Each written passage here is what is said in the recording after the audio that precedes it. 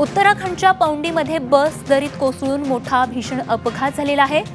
या अपघातात 20 जणांचा मृत्यू झालाय तर 12 जण गंभीर जखमी असल्याची प्राथमिक माहिती मिळते।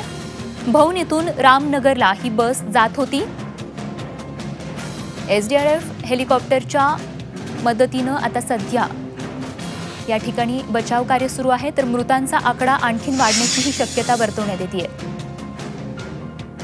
तर उत्तराखंडच्या पौंडीमध्ये हा भीषण अपघात झालेला आहे। दरीत बस कोसळलेली आहे ज्यामध्ये 30 जणांचा मृत्यू झाला तर 12 जण हे गंभीर जखमी असल्याची माहिती मिळते।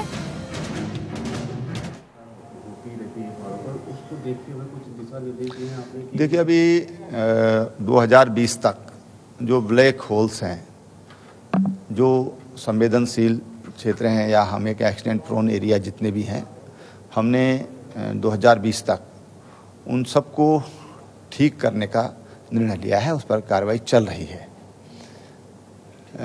जो एहतियात जो बरतना चाहिए वो बरता जा रहा है और इस जो दुर्घटना आज हुई इसके लिए मजिस्ट्रेटी जांच के लिए भी मैंने आदेश किए हैं। सर एक छोटा तर कोणत्या कारणांमुळे ही दुर्घटना घडली असावी बघूयात। 30 जणांचा या भीषण अपघातात मृत्यू झालेला आहे। कारण आपण बघतोय बसमध्ये मर्यादेपेक्षा जास्त प्रवासी असावेत अशी ही शक्यता वर्तवण्यात येते। तर भरधाव वेगामुळे चालकाचं बसवरील नियंत्रण सुटलं। बस चालक झोपेत होता।